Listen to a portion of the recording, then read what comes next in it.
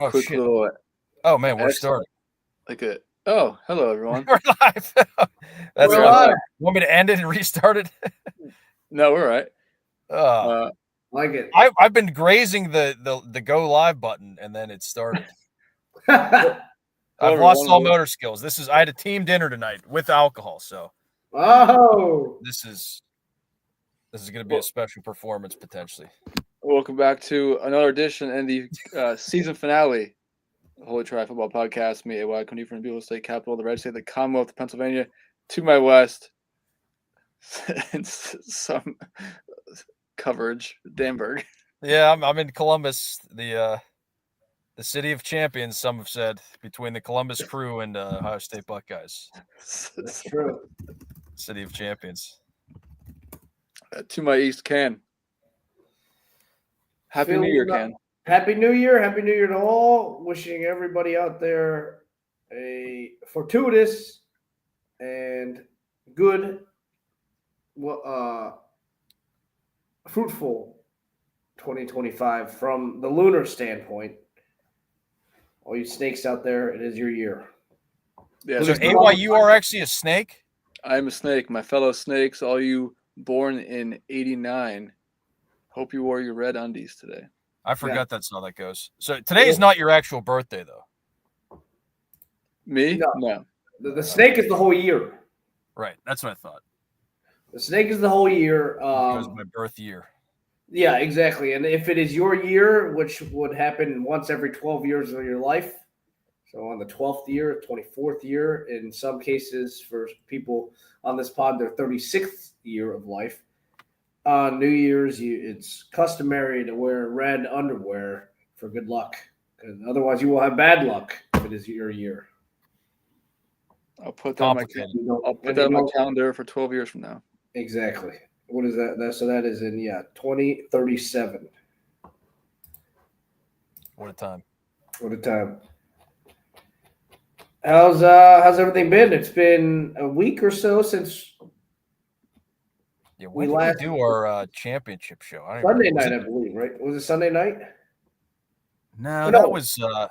It was like a Thursday night, maybe. Yeah, I think we're coming up on 2 weeks actually. Yeah. It was the Wednesday. I don't know. Wednesday. It was the 15th. Yeah. Wednesday. Look at that. 2 weeks. 2 weeks. 2 weeks removed. Not as cold as it was then. A balmy, or a more like a heat wave. 43 degrees today in the city of champions. That's the last time I'll say that. I'm not being serious when I say the city of champions. Yeah, that was the last thing. I guess that's the only game we had to recap. Yeah. I mean, it wasn't obviously great. I will tell you this: that first drive was a lot of fun, wasn't it? Holy smokes! Yeah, man. Just you could tell nothing was easy though. You knew it was a slog. They had to find something eventually. I guess I'll kind of start from the end. Actually, the post game, and since then, I have not gone back for the rewatch yet. Just haven't felt the need yet. And then going back to the game, the thing that stands out the most towards the end was obviously the 3rd and 11, where Jeremiah Smith had the 50-some yard catch, which was the final straw. But I mean, the game was well in doubt before that. Obviously, the nice comeback. Yeah. Well, it was not in doubt, and then it became in doubt. Yes. Yeah. Right. Yeah. I guess going over the game, I knew it was gonna be a struggle. Just not a good matchup for Notre Dame, and the first drive was awesome. Obviously, watching it, they cannot keep that up the entire game, especially with Riley puking after that drive. Unsustainable, and it was. That reminded me of the Penn State's opening drive against Alabama in 2011, where they burned all 3 timeouts and went like 18 days. I vaguely remember that. 3 fourth downs and all for a field goal. At least you converted it for a touchdown. That one, it took like 10 minutes to get down the field to kick that field goal. And they converted like 3 fourth downs, I think. That was when I was in Happy Valley. Yeah. Okay, Yep. yeah. I was in town for that. I wasn't at the game, but yeah, I remember watching it at the apartment. Yeah, I mean, unsustainable. Look, the game was like a week and a half ago, so I don't need to go over it. But watching the game, the thing that stood out to me the most, and then going back and looking, the few things I did look up afterwards, you could just tell Notre Dame with Will Howard starting out like 30 for 30. There was no 30 pass. for 30. There was just zero pass rush, and Yeah. the 2 games where I noticed there was no pass rush all year before this were Northern Illinois and USC. And now NIU they didn't really do much, but I mean that was more Notre Dame's offense just being complete ass. But USC moved the ball plenty for sure, and Ohio State moved the ball plenty for sure on their first 4 drives. And so I went up post game the next day. Look at Notre Dame's hurries and pressure rate, and it was the second lowest mark of the year, just above Northern Illinois, and just ahead of USC. Yeah, I mean, it's not that simple, but to me, that stood out during the game. It was clear and evident they couldn't get home. Mm-hmm. And we've joked about the bridge too far for 5 weeks now, whatever. I guess it just was. Riley Mills, for being a D tackle, I think was a leading sack guy as well. Like just a big dude who can just swim, move, or power, just sneak through the guard and center, and just create disruption. At least move the pocket, if anything. It just didn't have it that night. Rubio and from going back in the pods again, like Cam was saying for the Orange Bowl, haven't watched, but I've listened to stuff. He wasn't really getting dragged. He just, was up against it. Maybe the ends definitely didn't play as well as they could have. Cycling through them all. But yeah, the no pass rush led to Howard sitting back against a man defense against awesome receivers, and you can only cover for so long. And then offensively, yeah, they just couldn't really get going. It's not their DNA to play from behind. It's not how Riley Leonard is. It's not how the team's built. Sucks, but just I said to Ocker, thanks a lot. You're the one who caused all this. Michigan's the idiots who woke them up. If they just would have beat Michigan by 10, they would have been fat and sassy. They would have got by Tennessee, and Oregon would have beat them. But that's not how it works. So frustrating, yeah. Happy with the comeback to at least make it weird for a little bit. Yeah. That was fun. I want to touch on the Jeter field goal decision. Decision. I live at the time. As soon as when Freeman was making the call, you could see he turned around and looked at the PFF guy, Anthony Trash, and he nodded in agreement. And Freeman ran out there, or Jeter ran out there. So in that 1 second moment where I didn't know what was going on, I just saw a nod. My thought was, all right, I agree with whatever's going to happen here, because it was a 4th and 9. Yeah. I get it, and I get the I get the field goal too. Cut the 13. You need less later, but I also get there's 9 minutes left. And think about it. If when did you get the ball back with that field goal after Ohio State got the field goal? I don't know. I haven't really gone back to look at that. They pushed it to 11. That field goal that you could have ostensibly had would have kept it a 1-score game, right? Yes. And could have had. Yeah, that's why I didn't hit it. I mean, it's a 4th and 9. You're a run first team. 4th and 9 down in a scrunched area. I didn't hate it. It didn't matter because Mr. January doinked it, but With 4 minutes to go, they were down 8, facing a forced to 3rd and 11. I mean, after how it was early, you can't ask for much more than that. After how the game started. Yeah, after being down 31-7, yeah. Yeah, you can't ask for more than that. Yeah, I had an issue with it because it aroused too many bad memories for you. Yeah, but I quickly went to the Narduzzi picture. But with the doink that really was that Penn State 2019? Yeah. But the real thing was, like, at that point, they had how many flags did they even drawn on? I mean, Igbinosin, as I was calling him, Igbinosas or Aspinosa. I mean, he was. If you just, I don't even know if he would have been on the field because he wasn't out there. I think after that much. I don't know if he got hurt or they just like, this guy actually does suck. That's what I would have looked for. If you even to Notre Dame's based on how they're built, like there had been. I mean, you figure there was what was it, 31-7, and then they got the 3rd and 18 holding penalty that just irresponsibly took on 3rd and 18. That end up giving Notre Dame the opportunity to go down and make it 31-15. That could have been the game right there too.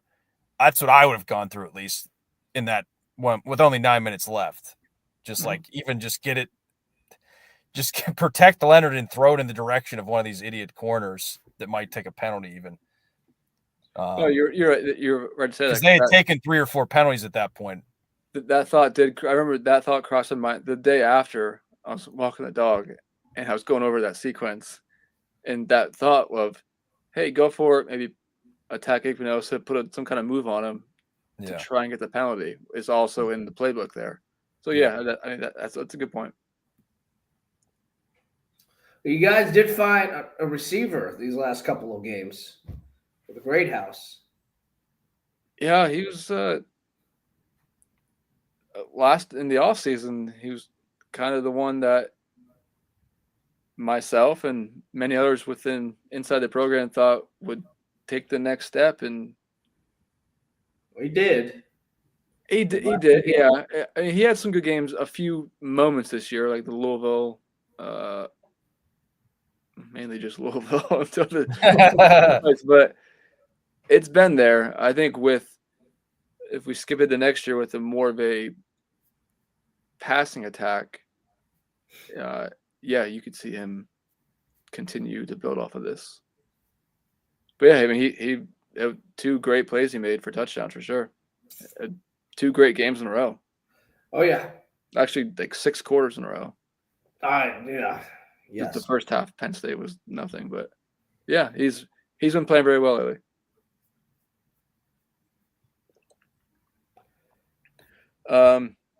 So maybe not much of the game. It was a week and a half ago. I'll watch it at some point. Just to some people, I've been hearing all these things. I just want to actually see the visuals. Like Dan was saying, like how many, almost 130 programs would trade their seasons for that one. So yeah, at the end of the day, like after we got to like lunchtime the next day, I was like, hey, you know what? Looking back, like that was awesome. So yeah. And I wasn't going to bust your chops at the moment when you were talking about being undermanned or whatever it was. I thought you were laying out a little thick. I was going to joke, except for like 10 of the teams they played this year, they were undermanned. Oh yeah, so many bad quarterbacks. Yeah, yeah. I was just trying to convince myself that could have won that game. Oh yeah. I mean, you could have. You definitely could have. I was just trying to trick myself into feeling better. But I woke up next day and felt good. Yeah, I would say after the injuries, would they have 2 or 3 against Penn State? I'd say they were outmanned at that. Georgia, you go back and forth. Obviously, certainly on paper they were. Yeah, but the back thing was, it's tough to quantify. That's it. Yeah, but yeah, great season though. Great season. Absolutely. You got to be excited. You know, being undermanned means you got a lot of depth, quality depth, and you'll be bringing back a lot of those young guys and getting a lot of those old guys back, right? Well, Yeah. I guess not Morrison, right? Morrison's going to the NFL. Morrison's going. I don't want to bury 2025, but Yeah. I think they're going to be good in 2025. Yeah. But I think 2026 is the year. Your circle. It's going to be Angeli. I can't see how it plays out, but I think 26 is the year. Angeli hair. He's ready. Angeli hair. And get the spaghetti in your hair. The Angeli hair. I can't wait. We got about 720 odd days, I think, until the confetti flies. He's calling it 2 years from now. Calling a shot. Oh, it's the best. I think it's the best shot. Who are they beating, Pitt? LSU. Oh, well, who will be at the helm? Full In circle. Baton Rouge? Who will be at circle. the helm in Baton Rouge? That's the question. Hey, I'd be sweet to play Pitt. If we ever get a Penn State playoff game, that'll be my favorite. Oh game man, ever. it was. I mean, obviously we were what 7/12 of the way there. It was. It was being floated out there. I was not one of the floaters. But... Yeah, there was some Pitt Twitter floating that out there. Yeah, and then the other 5 games happened. That's true. Did not go well yet. Well, let's go on the more important stuff, the more fun stuff. The off season. The cell. Oh God, yeah, for Can, yeah. all of us. 3 of the 4 Final Four teams are losing their coordinators. True. Coordinator's not enough spice in there for me to get much of a reaction. What's interesting, just by I guess some of the additional notes around it. Yours, anyway, why don't you go with yours? Because yours is a little more tame. Straight, more direct. A little more direct than mine. There's a lot of stuff surrounding mine. So I don't know if we hinted. I don't think we hinted on here. I think we did. I guess we hinted on here. I think we said it for sure over the weekend leading up to the game. That was going to be Al Golden's last game at Notre Dame, which is fine. I mean, got the call from the NFL. Lives in Cincinnati. His family's still there. Yeah, good for him. He rebuilt his image, his career, his name, his stock, and got a DC job in the NFL. Absolutely good for him. And then the fun started with the search. I was guilty of this. When Freeman was rumored to the Bears a few weeks ago, I said, I want the coach to be Tom Rees. And then that afternoon, he signed with what? The Browns? I think so. Yeah, that sounds right. So? My hometown team, yes. Yeah, your neck of the woods. Then I said, actually, I'm just kidding. I said I would want Mike Mickens as the coach. Just throwing it out there because I know how much he is beloved by the players. He was on that Cincinnati Kelly team, was he not? Yeah, he's been at Cincinnati for a while. Him and Freeman are high school buddies. I stand corrected. He was 08 was his last year. He was on another Big East champion Cincinnati team, but not an unbeaten one in the regular season. Oh, so he wasn't with Kelly. He was, yeah, but that because the year before that they had a good team. The year before that, pretty good team at least. But that team lost to somebody. Oh, okay. That was infamous. A 16-year-old, 17-year-old me, whatever that was, bitching because they started throwing oranges on the field as Pitt's final play was commencing. And I was like, how's this not unsportsmanlike? No! Those flags! Felt like a Buffalo Bills fan. No offense, Hawk. Yeah, it's tough. So yeah, Golden left, and the search started. Rumors were flying. And then out of left field came Chris Ash. I like it. Is now was not a popular hire not a popular name amongst the inner circles and the outer circles. Or the circles on the banks of the old Raritan. Over there. I think people wanted the most support was Mike Mickens, the aforementioned. It sounds like not official, but it sounds like Mickens is staying on board in a co-title pay raise, which basically means he's going to be gone next offseason. But it sounds like he's staying. Yeah. And Chris Ash is coming aboard. There's been question marks about his head coaching record, which is fair. I mean, it's been completely awful as a head coach, but could be one of those, McDaniels, Spagnuolo types, Golden types who just are better at coordinator roles. Yeah. Look, I read about him for the last few days and about his stints at Ohio State and Rutgers and all over Texas, all over the place.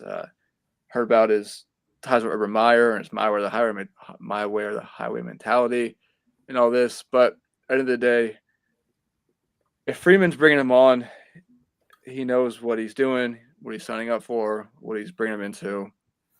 This guy, similar as to Golden, looking to resurrect his career in a way, take a big leap, trying to get back to the league, I would think, eventually. And in 2 or 3 years, I think that he could definitely do that. So if Freeman wants him, I think, well, I know, for me at least, I trust Freeman. So sure, bring him in. Let's get to work. Yeah, and you got to think, Freeman.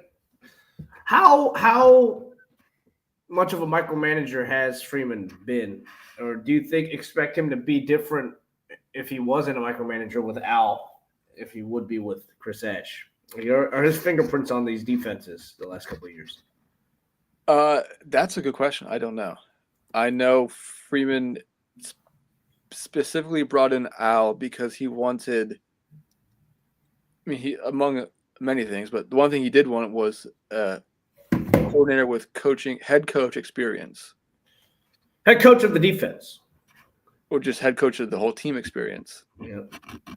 But you got that with Ash. Ash, he has that as well. I don't know how Freeman's obviously evolved as a coach in his 3 years. And it's undeniable the culture he's built there. So I'm not sure what the weekly game plan, tactic, X's and O's is. By all accounts, Ash is a great X's and O's guy. He's just kind of lacks in other areas. So I don't know Freeman's involvement in the defensive scheme, game plan, on and on, but as a defensive coach, you would think he's kind of saying things. Yeah. Well, we'll see how it plays out, but it's fine. I mean, yeah, if Freeman wants him, then I want him. Boom. Yeah. Do you want to touch on the other loss on the staff? Which one? Bowden? The general manager one? Yeah, that one quick. Bowden went to USC. He was making I found out he was making 3 times. He's making $250,000 to $300,000 at Notre Dame and got $1 million at USC. So 3 times. I mean, why would you not go to USC? Living costs are a little more expensive out there. Yeah, but that's definitely worth it. Yeah. And then I got some insight on the GM role at Notre Dame, at least. I'm sure it's similar to other places, and how there's so much that goes into it, where teams are going to now basically need 2 GMs. Yeah, it's with relations on campus, relations off campus, NIL funding, portal scouting, high school recruiting scouting. You got your scouting director. It's a whole mess. So you're gonna start having teams here for these GM role. Notre Dame just hired James Blanchard from Texas Tech to be their GM. It's a good hire, I think. It looks like. Right here. Like if you put him and Freeman in the on defense. He's in the cutoffs. Like those guys can fill out a quarter zip. That's for sure. So by all accounts, that's a good hire. That's a much better public perception hire than Ash was. But yeah, and I guess the scouting director, Zaire Franklin's gone to USC. Bowden poached him. A lot of moving parts. Joe Rudolph, the O-line coach, interviewed the Bears today. There's been a lot going on. So yeah, I mean, we'll see where the dust settles on all this stuff, even with Mickens staying. But I guess my final thought would be Freeman's still in charge, and again, whatever he wants to do, it's fine with me. Yep. On to, we touched on Tom Allen going to Clemson, and then Penn State swoops in and gets a big cheese themselves. Exactly. Shelling out a lot of big cheese for it.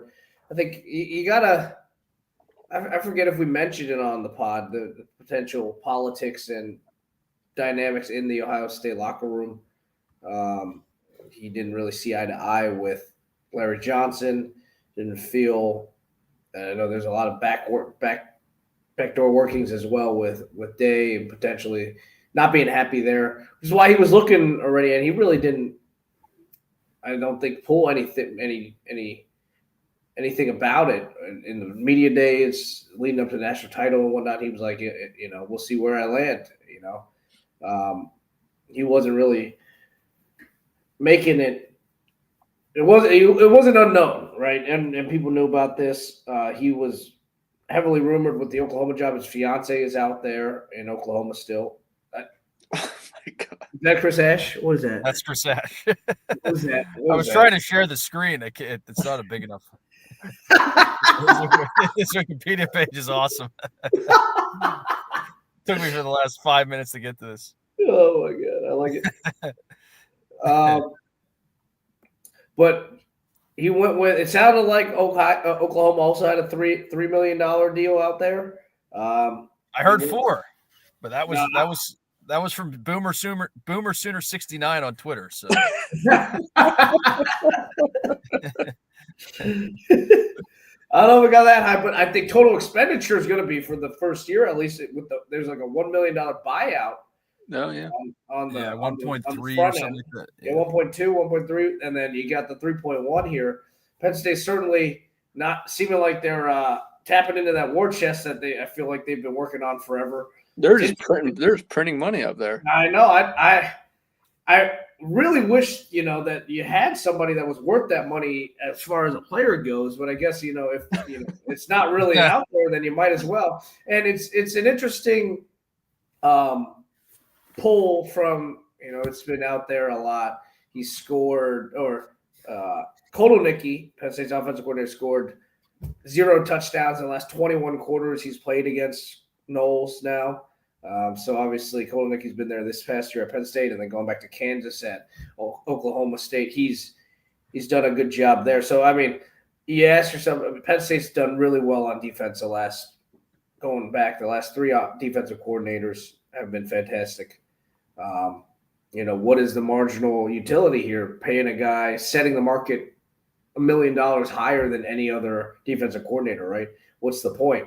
I don't think it's necessarily the improvement, or there may not even be improvement from a metric standpoint coming this year, based on what they potentially lose with Chop and some of the safeties and a couple of guys back there in the secondary. But that's what you're bringing them in for, to try to. They still got a lot of great pieces, and even if they still maintain that high standard, I think he's worth the money because of what he can bring, even from the offensive side of things. Some of the self-scouting, helping out Penn State and Koloniki, going up against him every day in practice, and some of the things that he's learned, especially some of the success that he's had against Koloniki, I think can bear fruit as well, which is good.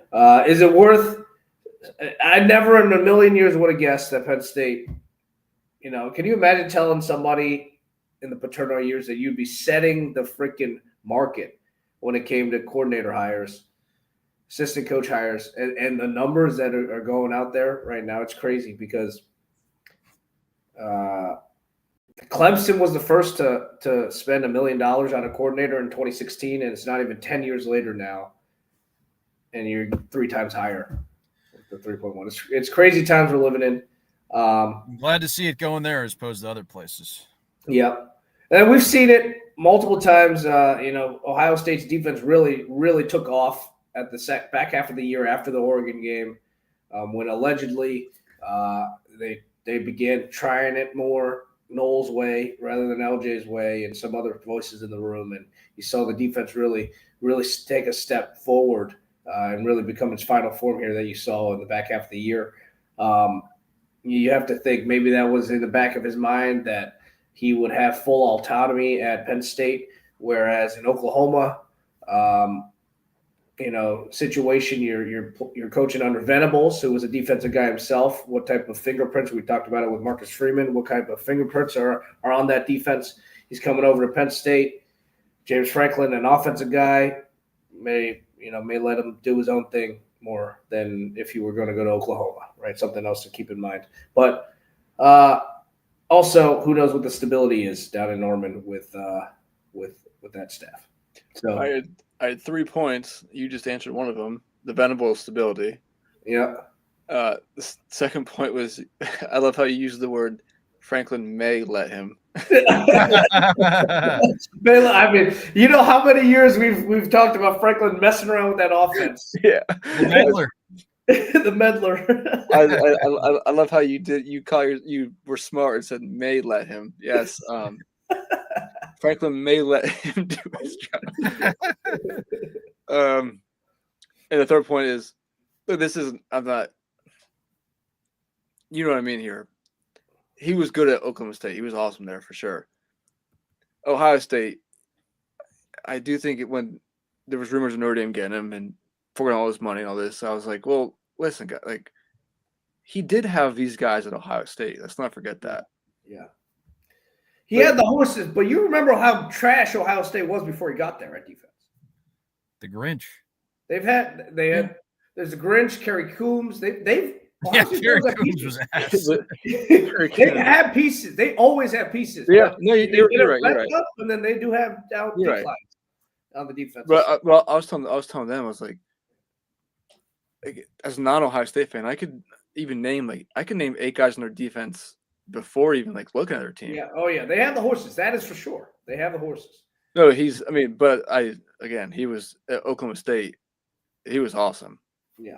Those teams were sick. So yeah, I mean, I would have loved to see what he would have done with Abdul Carter. The way that he, I've heard how the schemes guy, he does have kind of what Abdul did this year, where they dropped him back some and had him play some more of that linebacker that he played the first 2 years, along with the defensive end roles. Obviously, he's got that built in his defense allegedly. And they tried to get Sawyer or Jack the Ripper Sawyer to future governor of Ohio, Jack Sawyer. I think they tried to have him play some of that earlier on in the season, or maybe it was last season, but it didn't really work out. And now they have him focus more on, the rushing aspect of it. So I would have loved to see what he would have done with Abdul Carter back there. Alas, we'll never know. The one thing I've been listening to more of the morning show with the world famous Bobby Carpenter. The world famous. And he was saying about obviously the blow up that reportedly happened after the Oregon game the first time. Mm-hmm.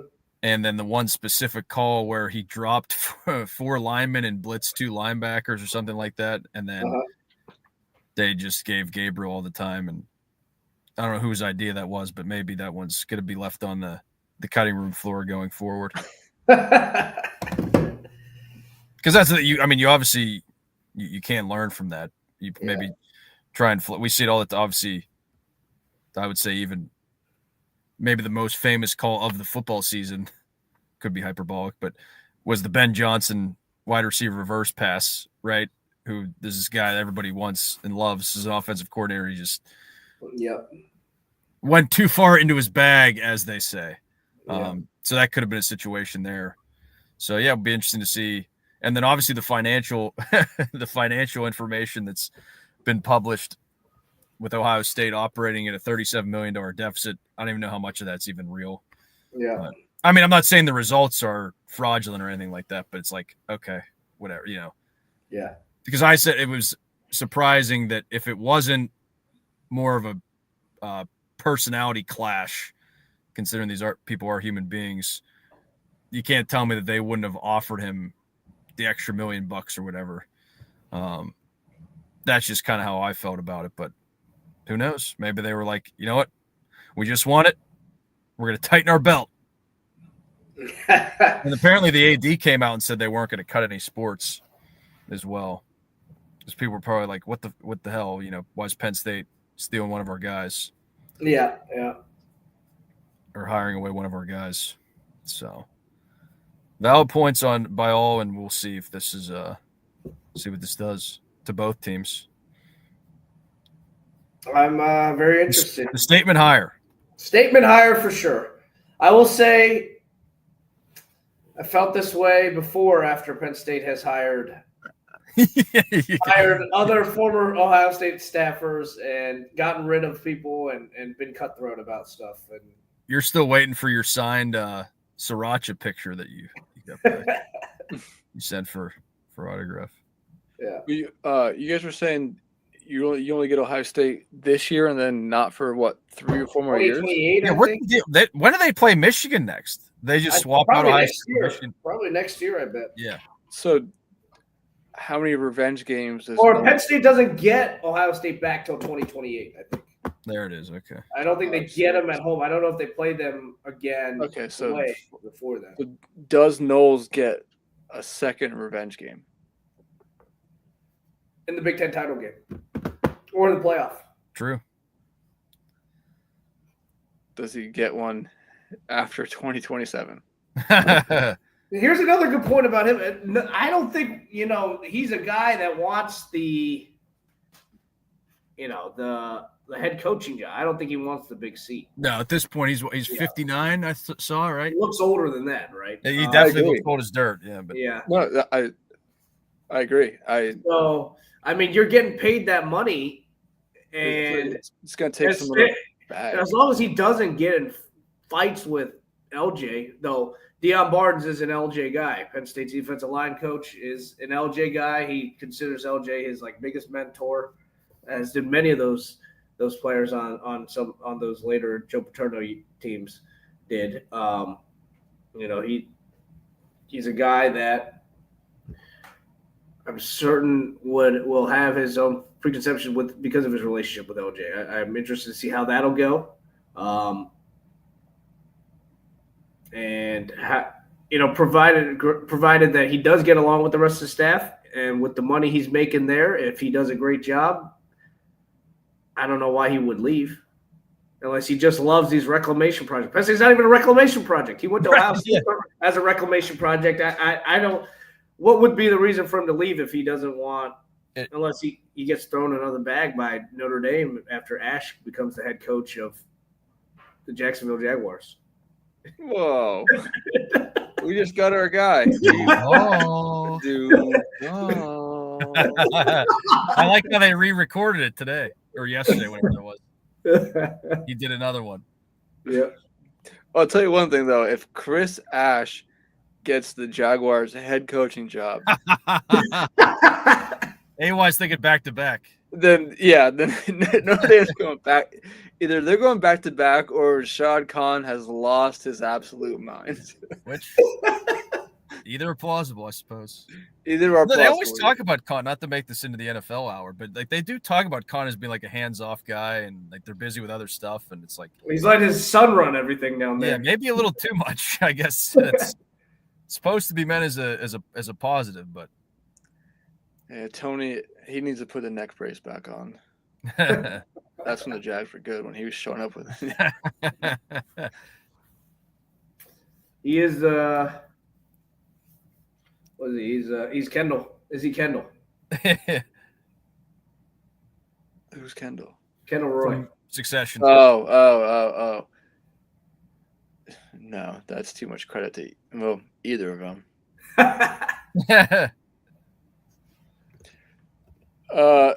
Okay. Any more there sell news, Ken, from you as far as on the home front? On the home front, no, I don't think so. Belichick signed his contract. That's good. I would have loved if he would have gone. I guess no, he signed it, so maybe not. But if the Saints or somebody or the Raiders, that would have been pretty funny.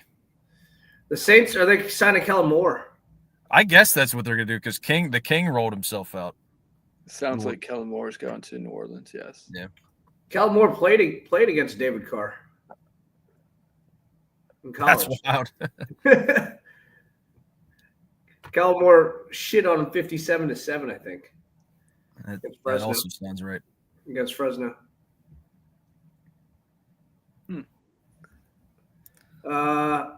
Any Super Bowl picks? Chiefs. Very little doubt. I don't know, man. Not much doubt. I'm telling you that they're just a different. It's just different, man. It's like I'm not saying it's not going to be close. The first time these two teams played was a classic. The Chiefs have had, I mean, more classics than not. They just keep doing it. But they keep pulling them out, so they're due. And that's like all the stuff I made the joke about the sound like a Bills fan, but it really is. You would need at this point to solely point to the refs, not to say they're not getting a favorable whistle, as the reason why the Chiefs won. It would have to be like an Oklahoma State, Central Michigan situation. Like, I just don't believe that they're not going to end up finding a way. Yeah. Like, that's even if, whatever they give Allen that first down and, and obviously I heard some people talk about it, thankfully, but if they do reverse that worthy catch at the end of the first half, who's to say the Chiefs don't go down and score anyway, and then the Bills don't get that touchdown before the half because they take another 90 seconds off the clock or whatever. So it's just all this stuff. I'm just sick and tired of it. It's good content, I suppose. Yeah. But yeah, as far as actually believing it, I'm more of the Nate. Now, Nate Burleson was a little bit embarrassing the other way after that game. I don't know if you guys stayed on for the post game. I barely caught it, but he's like, we just need to appreciate the greatness. We need to, he's Mr. Dramatic. Oh yeah. Have you tuned into his Hollywood Squares show? I'm not. No, I am intrigued. I used to love Hollywood Squares and Holly Weird Squares on the Stern Show.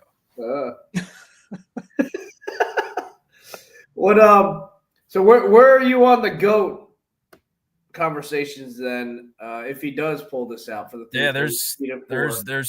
there's definitely some come up in the rear view, I would say, which is insane to say that seamlessly. Yeah, one after the other. It's pretty crazy. Yep. Where would you need to see him do it, or would it have to be a longevity thing for you to put him next to Tom?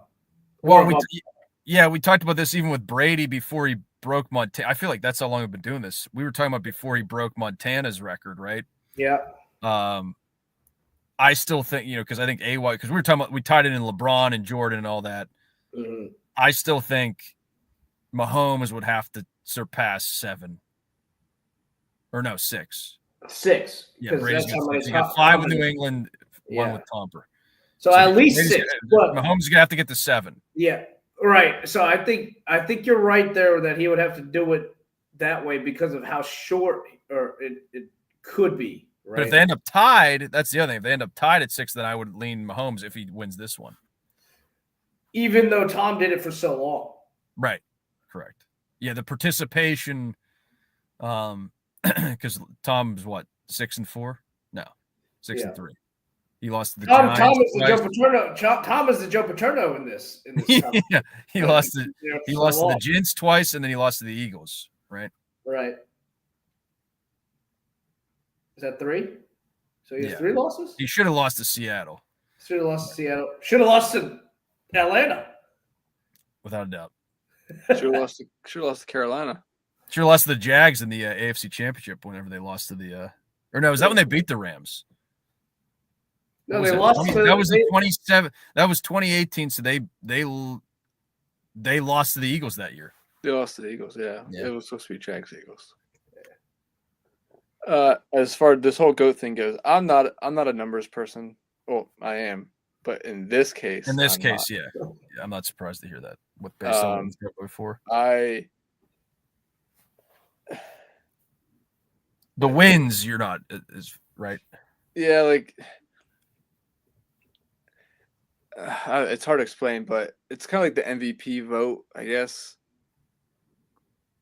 I think Mahomes is the best quarterback I've ever seen.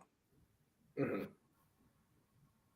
That's just me. Do I have how do I back that up? I can't. It's just It's intangible. It's intangible. It's just like me watching eye test all that. So I have no issue. I mean, Brady obviously has 7 Super Bowls. So I get that. Yeah, greatest of all time. But I think Mahomes is the better quarterback. And obviously, the first thing is, 7 rings. Okay, I get that, and that's fine. And if we can't continue, then okay. What if he calls the team he's a minority owner in winning the Super Bowl? Well, That's really frosted my ass. They need to do something about this. Yeah, it's they just need to get him out a of lot of the conflicts. A lot of conflicts. Yeah. We just need Greg Olson back. I know. He's great. I liked Greg before all this. Yeah. And I like him even more now. Yep. Give me Greg. Yep. Agreed. Yeah. So I guess in a weird way, and that's another reason I guess I'm rooting for the Chiefs too, because I want Mahomes to get the three-peat, get closer, and have a little feather in the cap there. Yeah. Yeah, I think that's where I'm at too. If it were, I think I would have been. I'm trying to think of when I would have rooted for I would have rooted for the Birds over the Ravens for sure. Probably not the Bills, even though my documented mafia. And I don't hold it against Ocker specifically, but Ocker did light the match on the Bills Mafia stuff. When we were talking about it was before, I don't know where it was actually. This is a while back. Whenever they were rumored to play in State College for renovations at the stadium. Do you remember this at all? I think it might have been the three of us and Ocker talking about this. And I think that the rest of us were kind of in disbelief that they would sell out every game, considering the difference in size of the stadium. And the trip. Oh, I do remember this. Yeah. And Ocker was adamant. He's like, the Mafia travels. The Mafia travels. I said, I get that, but you realize you're adding like 30,000, 40,000 more people. That's 3 hours away from. Is that what it is from Buffalo to State College? That might be more. You're probably pushing 4.5, 5. Yeah. We went at this for like 10 minutes. I was like, Ocker, they're not selling out 8 or 9 because at that point they weren't even that good. Like they're not going to do. He's like, Mafia travels. He has not been the one that bangs the drum, but yeah. So anyway, and then I would have rooted for the Birds over. Probably like Houston would have been dumb. Although that would have been their first Super Bowl. I don't know. But would have rooted for the Steelers over the Birds. That I can tell you. That you can tell. That much I know. But yeah, there weren't many. The Lions, obviously. Bills would have been great. Bills, Eagles would have been great. But that would have, like I said, I would have. The Ocker Deach rematch. Yeah, but I would have been a little bit salty. I can't. It's well documented my thoughts on Sirianni, and it's really annoying me again how these bozos keep getting bailed out by Barkley. But that's the big thing. So if the Birds do it, think Saquon Barkley #1 and Howie Roseman #2. Nobody else gets credit for me. Howie has done a good job. Yep. Yeah, I was getting like I told you already. I was getting spammed the. Duval about the introductory press conference, and I reminded the main chat about that's Rich from you guys who your head coach's introductory press conference was an absolute train wreck as well. Yep, he definitely was. It was him, Adam Gase, and now Liam. That's the triumvirate right there. But yeah, Adam Gase was more like that guy. I don't know. That guy has issues. So yeah, we'll see. Well, they're fired up for it. You guys ever make brisket in the oven only? No. I'm going to try and accomplish that feat. I don't think I'm going to buy a smoker. I wanted to make all 4 special bonus trivia. The signature dish of DC, which obviously I lived very close to for multiple years. The half smoke. You officially own it. Have you ever had the half smoke in DC from I forget where it is? No, I have not. Ben's Chili Bowl, I think. It's good. I don't know. But that's what I was going to try and make. It's like just It's a certain type of hot dog or sausage with like fresh onions and chili sauce. Right. But I did not get around to making all of it. I was not feeling well actually, so I had some buffalo wings that I made in the oven. Anyway, wish me luck. Yeah, Ben's Chili Bowl. Good luck. Good luck. Well, I was gonna, as we do wrap up, I was gonna end with some closing, parting thoughts here, and I wanted to mainly get Dan's take here. All right. I want all of our takes, but mainly Dan's. Looking ahead into the offseason and next season.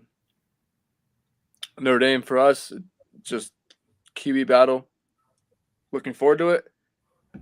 Should be a good team next year. Because we talk about Notre Dame and Penn State so much because they've been fortunate enough to advance. So yeah, we're it's all fresh. Yeah. So yeah, QB battle. Looking forward to spring. Cam, what about you? Seeing post spring what they can bring in from a wide receiver standpoint. They still need a couple of defensive linemen also. Interested to see what there is out there from a personnel standpoint. Still need a couple pieces, but feeling good. I mean, Penn State's gotten a couple of, I think they're almost unanimously like a top 5 preseason for next year. Stu Mandel's got him number 1. Can't hate it. It's a lot of pressure. You know, this is what Franklin's been begging for 10 years now. He's got it. So he's quickly running out of excuses. I know Penn State fans have been very demonstrative about not taking the next step. He's got more tools than he ever has to do so. So we'll see if he's able to.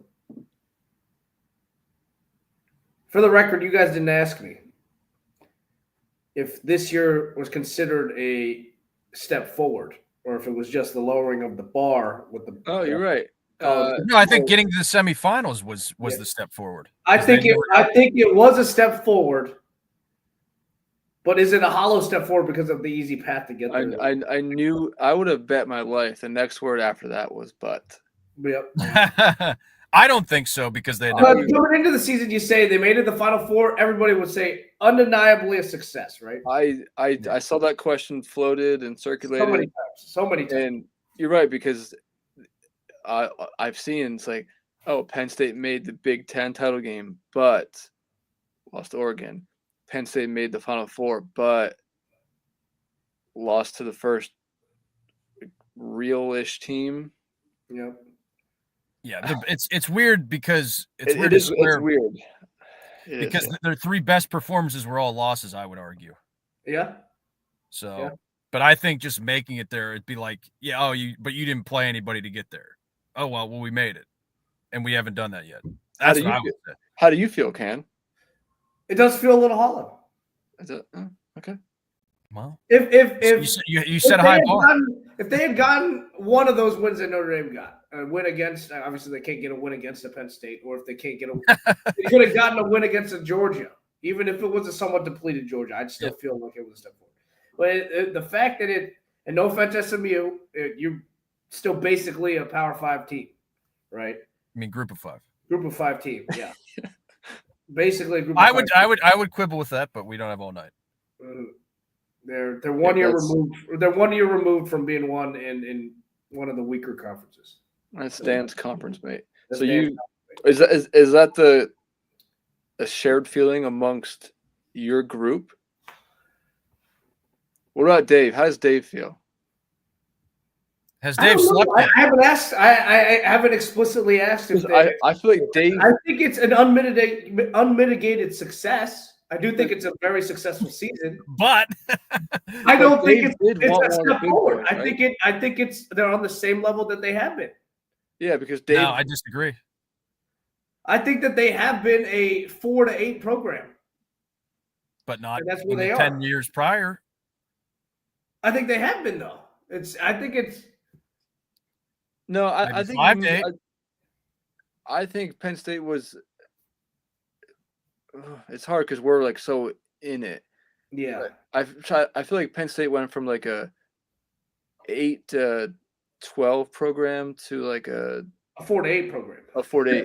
Not just this year, but like a shift. Like the last like few years, Yeah. they evolved I into think that. they were firmly, or not firmly, because I think it was kind of built on a lot of star power with Saquon and those guys.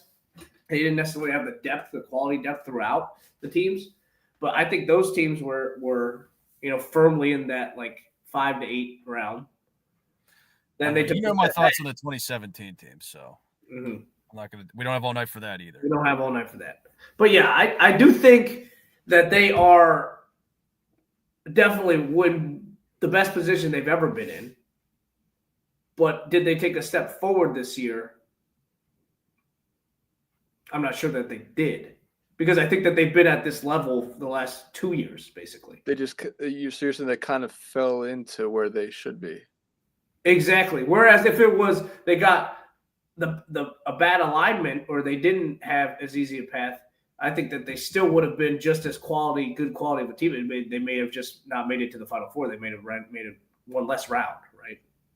So yeah, which I think is fair. If you win a 7-10 quarterfinal matchup against a good team, and then lose to the 2 seed, you might even feel better about it than Exactly. Yeah, exactly. Whereas they didn't really beat anybody impressive, but they made it further. which I think. I don't want to get too far ahead of ourselves, but I feel that way about Notre Dame next year. I think Notre Dame could lose in the quarters if they're fortunate enough to get to the playoff. Mm-hmm. I think they could be a better team than they were this year, for sure. Yeah. And that's the hollow feeling you feel because of the playoffs and like where you wind up in them. Because you're not playing as deep in them, but you could have had a better. Think about what Oregon feels like, No, they got to feel It must be. How do you reconcile that season, or like how do you? I don't know. It's such a weird feeling. I think you just take solace knowing you ran into an absolute buzzsaw. Yeah. You never had a chance. It's weird, and you haven't had a chance to think about it yet. I've been stewing in this for almost a month now, or 3 weeks, I guess. You're a weekend. You're a weekend to this. I've had 2 weeks, 3 weeks. I feel good just because of the NIU loss, knowing that backs were against the wall since basically Labor Day. Yeah. I know it was a fortunate path and along the way, but still to not have a clunker in there somewhere again. Yeah. I don't know. It was flirted with, but ultimately did not happen. What I'm most interested in is Dan's off-season outlook. For your teams or my team? No, enough about our teams. Your team with a couple. I've obviously thought about this with the pit coach going forward. I spent a solid 7 minutes thinking about this. Yeah. Since the entire month of November onward. Now, I think a few interesting pieces coming back. Certainly expect a better finish, a more complete season, and that's all you really can do when we're in the meaty middle. Wait to burst through. Who's QB1 next year? Holstein, he's back. Yeah, I don't know if you already know. What do you think, Duggar? After his torching of the Rockets, I'm gonna throw something out there that could.